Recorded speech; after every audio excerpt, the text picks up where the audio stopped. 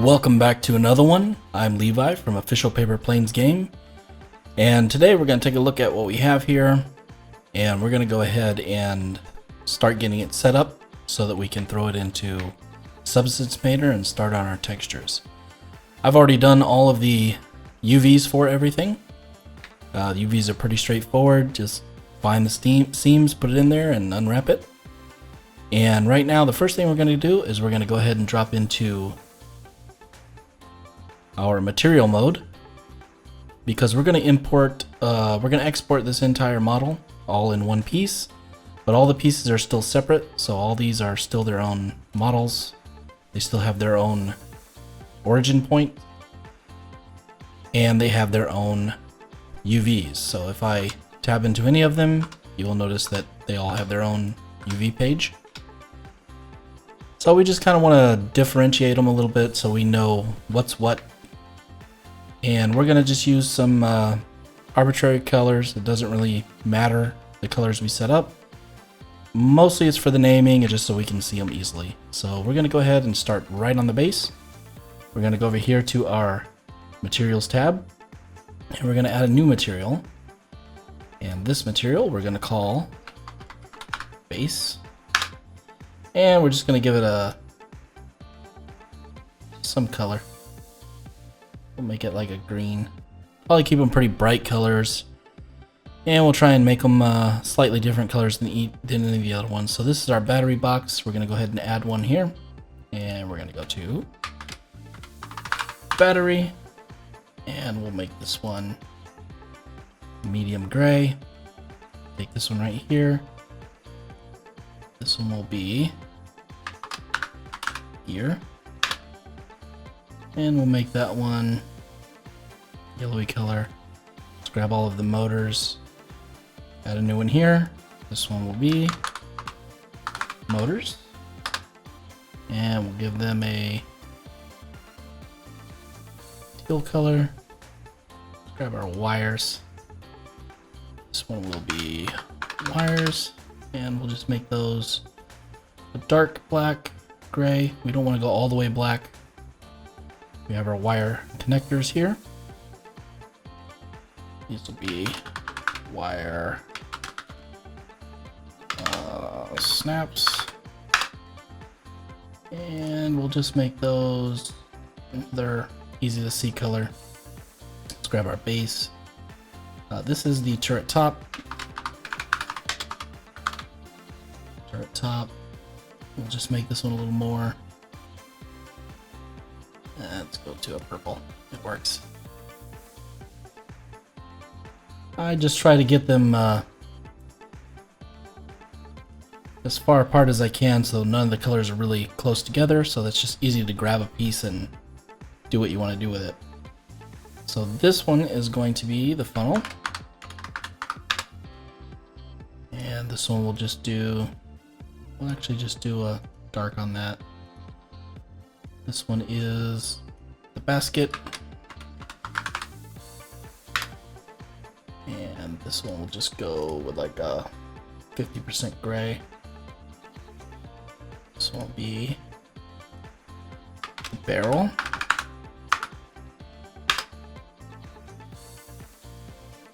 Kind of a woody color. This is our tire.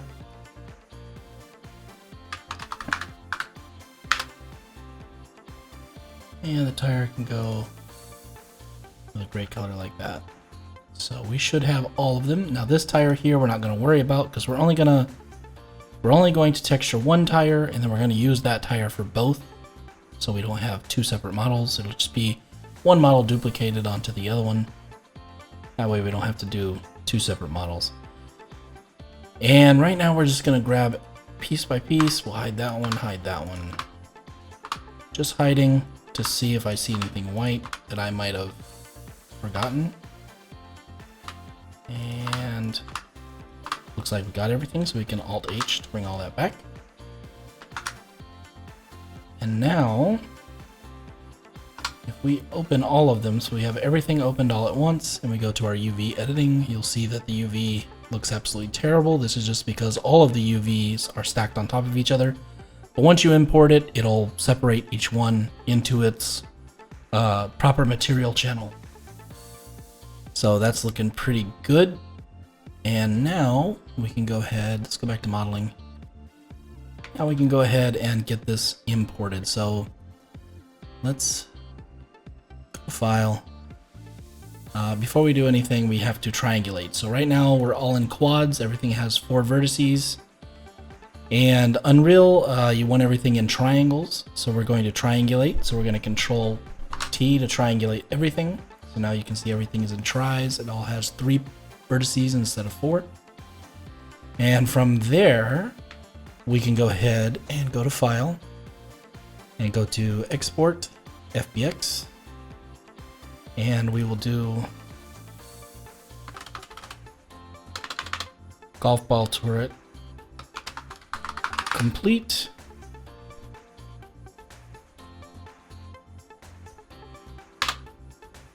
Oops.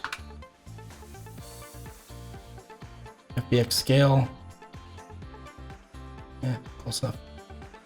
So we have selected objects set up because right now we have all the objects selected. So if you have more stuff in your scene that you don't want, it'll only export what you have selected.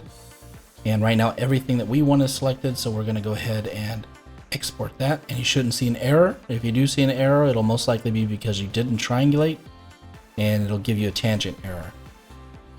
So let's go ahead and Control Z that a couple times so we can get back to quads where we were. That's where we would want to save it. You don't want to save it when it's in triangles, because you can get it back to quads in the menus, but sometimes it goes a little bit funky and it doesn't go back exactly to the way it is right now. Sometimes it'll change the quads around and they just look weird or harder to work with. So I like to just back up, save, that's done.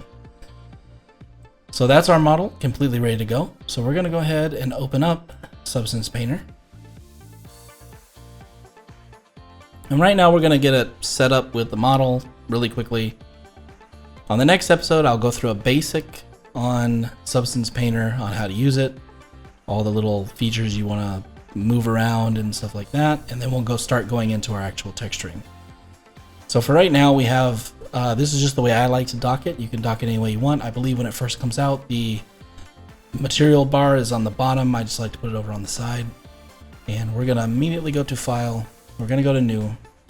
And we have these set up here. So you're going to go to your template and you're going to select Unreal Engine if you're going to use Unreal Engine for importing, or if you're going to import it into something else.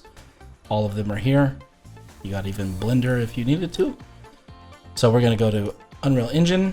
2048 is fine. All the other settings are fine. We're going to select the file that we want to open, and that's going to be this one. Open that one. We'll click OK. And now we can go ahead and take a look at our model in here. And make sure, we're actually making sure right now that we don't have anything that's invisible. Every once in a while you'll get something in here and you'll be able to see through it. It'll be completely invisible. And don't worry about this particular wheel here. That's just because I had it selected, so it automatically uploaded it. We're only going to work on the bottom wheel, which is the one that's complete. This just so you can see it.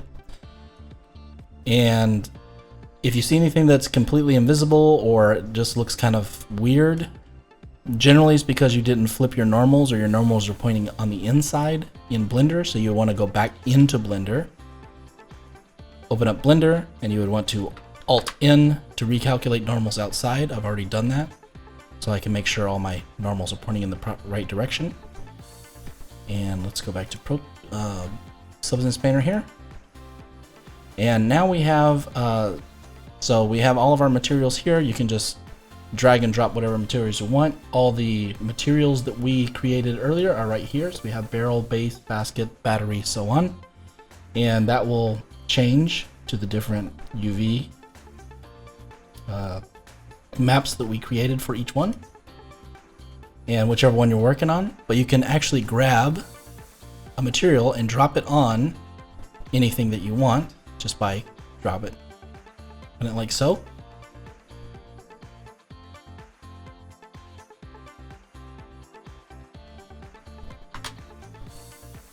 So over here we have all of our different UV setups for each item. In the window we have our main window setup. So if you Alt and use the left mouse wheel, you can rotate around. Use the middle mouse click down, you can grab it and drag it. And use the right mouse click, you can zoom in and out. So if we go over here on this side, we have our texture stack right here for layers. It's just like working in Photoshop. You have all your layers you can stack on top of everything. And then when you add a texture or a paintbrush or something like that, this will be all of your parameters that you'll be able to change. So you can add anything in there you want. So we have the screen split like this for right now, so we're actually looking at the UV and we're looking at the model at the same time.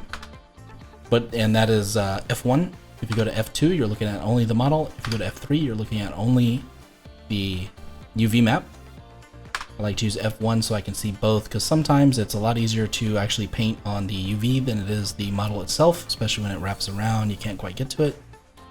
So another one, real quick, if you hold Shift and right click, you can change your orientation for your sun or light source, just so you can move it around. Sometimes you can get hard things to see. Unfortunately, it does not work for the bottom, so you see it changes, but the bottom always stays the same. But other than that, it's pretty simple. If you want to change an item, like say, let's go ahead and let's grab some rubber. I have some vulcanized rubber here. Grab that, drop that right onto our wires so we can get a nice rubber texture.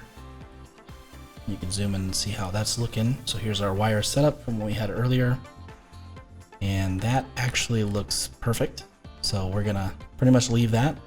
So the way we're gonna work on it is we're gonna do all of the stacks, just get it to the colors we want, and then when we get done, we're gonna do a kind of like a dirt pass, ambient occlusion pass, and then those will just be duplicated and just copied over to each one of the UVs, because you don't really have a main for controlling all of them at once.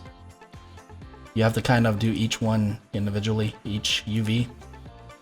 But when we get to that point, because most of the UVs are going to be completely different textures with different things on them, but when we get to the dirt texture and everything, it's going to be similar. We'll change some of the parameters if the dirt's too big or too small, stuff like that. But the big one probably is just figuring out what exactly we want to get this set up as far as what kind of materials do we want, metals, stuff like that. I'm not going to go into doing any anchoring or anything like that. This is going to be pretty simple. You're going to be flying past this in my game. My game is an airplane game, and it's not. You're going to see these very quickly fly by, so there's really no point in putting incredible details like little stickers or signs or things that you can read, because you're never going to see them. So the biggest thing that we're going to have to do to get started is we're going to go up to the edit, and we're going to go ahead and bake our mesh map, and we're going to do 2048 because most of my texturing will be 2048. Some of the smaller things will just be 512, and we're going to bake all of those. Those are going to bake all of the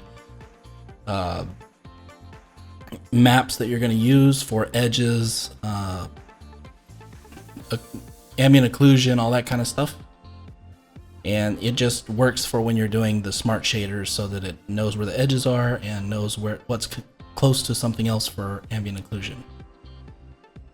So you're going to see once those are completely done, they're not actually going to change anything. That just adds the maps so that the ambient occlusion maps and everything, you can see them over here changing as they're being created. And it just lets Substance Painter know where certain things are. So that will work for us. All right. So one thing I'm not totally sure about is generally when I go in here and I do this, all of my parts will have different colors as I put them on the blender, but I'm thinking maybe I forgot to apply them so they're not showing up as different colors. You would want to do that, and I'll probably do that by the time you see the next video. They'll be colored properly. I'll just go back and do that real quick and re-import. So adding and dragging and dropping items to put in there is as simple as finding the item that you want. So we have a tire right here. Let's go with tire. And I got some pretty cool little tread. We'll just drop the treads here. That'll bring up my UV over here. And we're going to use this tread right along this, because that would be the edge all the way around. And we're also going to drop the vulcanized rubber on there, like so. And we will hide the rubber. We're going to go to this one, add a mask on it real quick that's black. And we're going to select what we want to affect only that. So you can see now it's only on this edge here. And then we can just go ahead and grab the, holding shift, and we'll grab the tread itself, move it to where we want it to be, like so. And you can see that now we have tread all the way around on our tire. And I actually might want to rotate that this way, like so. Now we can go ahead and pull our vulcanized rubber back up and go ahead and add a black mask to it. Actually, let's add a white mask. So when you have a white mask, everything is with that texture. Black mask is just like Photoshop. And we can go in here, grab our tool for selecting what we don't want. We're going to go to black and no.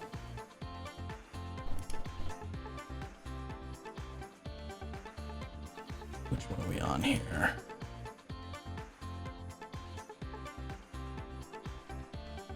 I didn't want to do that. Black on this one. We'll just take all this off just to make sure it's not there. So we have a little bit of a seam right here. And you can actually go in your mask here, and we have a little brush. And let's move this around a little bit. Oops, get that all the way up. Pull this down. We'll start from here and we will shift all the way to the end here, which I'm using the wrong color, I do believe. I am. Start here once again, go all the way to the end.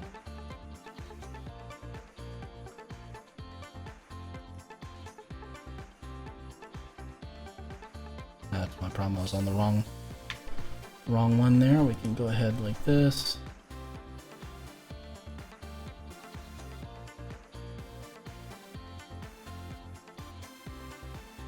And just pull these out just a little bit.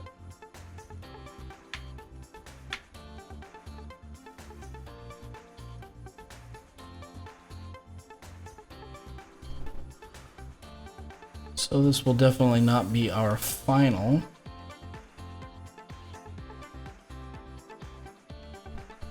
But now we can just add these back in, and that'll just give us a little bit cleaner edge on the edge of our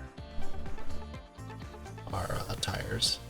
And you can just throw the vulcanized rubber underneath because it's pretty much the same texture as the tire tread itself, but it doesn't have the normal for the tire tread. And I missed a spot, right? Oops.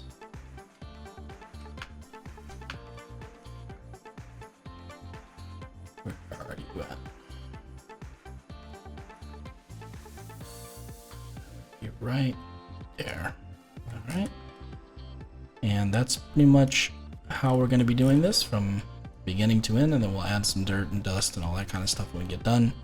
And then you can go ahead and cut out the, so if you go to the vulcanized rubber, just grab your black, go over here, then we can grab our parts for the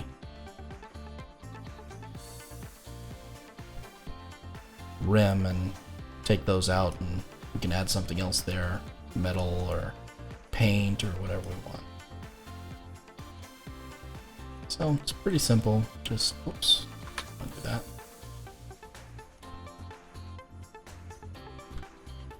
And we do have a couple things that we'll have to put some custom texturing on. Not sure. Oh, that's the edge of the bolt. There we go. And this should be the edges of the rim. Every once in a while it will do that. If you go too far, it'll just automatically connect to something else. It's okay, just take your time with it. Go ahead and get everything in there. Not sure what this one is, but I do believe it is part of the rim. There you go.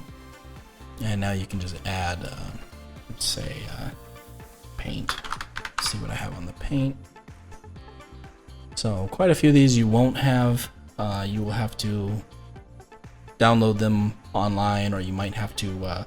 So I have my Creative Cloud, and when I use Creative and I have this edit, I get a certain amount a month, and I just download them every time I get them. So let's go ahead and drop this, just some paint. And we will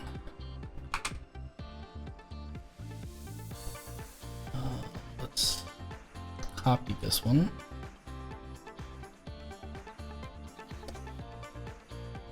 Where's our copy?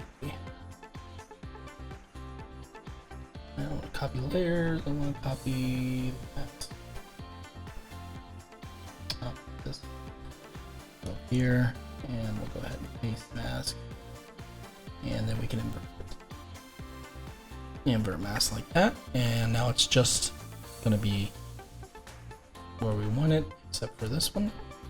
Oops, that's the side. Let's go to this one here. Alright, so and now you can just add all kinds of cool little textures. Stuff like that. Let's go to Triplanar and see what that looks like. And then we can get the bolts the way we want them. When you add certain textures, you'll have lots of little setups you can change here for adding rust and cracks and all kinds of stuff. And pretty much you just kind of throw it on there and play with it until you get it the way you want it. So for right now, we're going to call that the end on this one. The next one, we'll go ahead and actually start getting some textures on this. Maybe run through a few more of the tools. Tools are fairly simple. There's not too many that I'm going to use that are fancy. We might use some mirroring, stuff like that. But like I said, no crazy things, no anchoring and all that kind of stuff. We just don't need it. And should be pretty straightforward and shouldn't take us too long. And then we'll be able to throw it into Unreal and play around with it and see what happens. All right, I'll see you guys on the next one.